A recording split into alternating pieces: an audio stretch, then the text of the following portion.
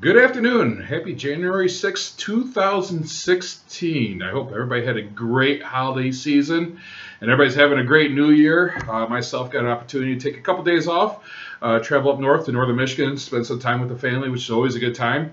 And I hope that you also had a chance to spend some time with your loved ones and off to a great start this year. Weather's great right now, 36 degrees outside. It's above freezing and sunny in January. That's a win in my book. So hopefully we'll keep having some more of this El Nino. We'll keep our fingers crossed from that.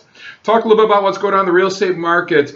We are already starting to see some listings hit the market. Myself, I've even put a couple listings on the board already. Inventory is picking up a little earlier. My personal opinion, it's the weather. Weather has a lot to do with when the spring market starts. Yes, we're not in the spring market, but with the warmer weather, it has people thinking about buying and selling. So we are starting to see the inventory up. In particular, I'm already seeing a lot of for sale by owners, a lot of FSBOs. And that's something to watch because of the amount of FSBOs. The majority of the time, they have struggled selling and they do wind up listing their home eventually. So that's a sign to me that we will have more inventory on the market. If you're ever looking to buy a home, let me know because I can work this for sale by owner market. If you're looking for a certain neighborhood, a certain area, I have systems that monitor these areas, and we are always talking to for sale by owners out there. It's possible that I could possibly get you more homes to look at than just simply what's on the market. So, but keep an eye on that, and we are starting to see the market grow. If you are thinking about selling this year, you might want to turn up the time that you put on the market. I wouldn't wait till March. Frankly, you should do it as soon as possible. Wait before the full rush does hit the effective inventory. My personal website, we are getting a lot of hits right now. People looking for luxury homes. Still getting a ton of demand for luxury, the higher price points. Condos, downtown condos. They're getting a lot of hits for the downtown Grand Rapids condos. Lakeshore and Kalamazoo condos, pretty much condos across the board. We're getting a lot of demand on that. Any type of a lake frontage also, we're getting lots of traffic on my website for that. Entry-level homes in Grand Rapids, there seems to be a lot of traffic for that. A lot of, I guess you would call them first-time home buyers. Typically the lower price points. We are getting a lot of traffic for that. So if anybody knows of anybody looking to sell a condo, a luxury home, something for a first-time home buyer or a lakefront property, please let me know. I'm very, very, very interested in talking to those people. Real estate tip right now, we're going to talk about how to write a lowball offer. And what do we mean by a lowball offer? That's up to interpretation.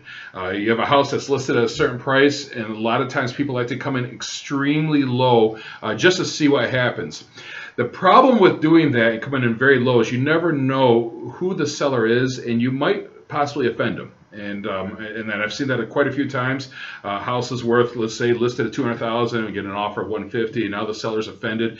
And if you really, really like the home, I really, really strongly recommend against writing a lowball offer, because if your end goal is to buy that home, you're starting off on the wrong foot. However, it's okay to be aggressive. And there's nothing wrong with that. I'm a very aggressive agent. For those of you who know me, who've done business with me, you're going to know that I'm probably one of the more aggressive agents out there.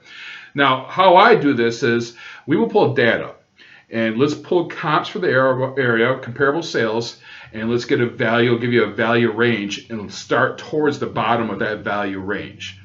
That would be a low offer on the home. But if I'm providing the data with the purchase agreement, we can justify it.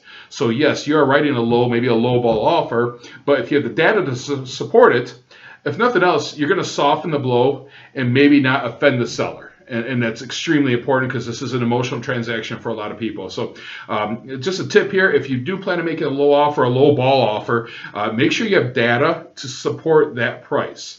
If you don't have data to support that price, I would really strongly recommend against writing something that low.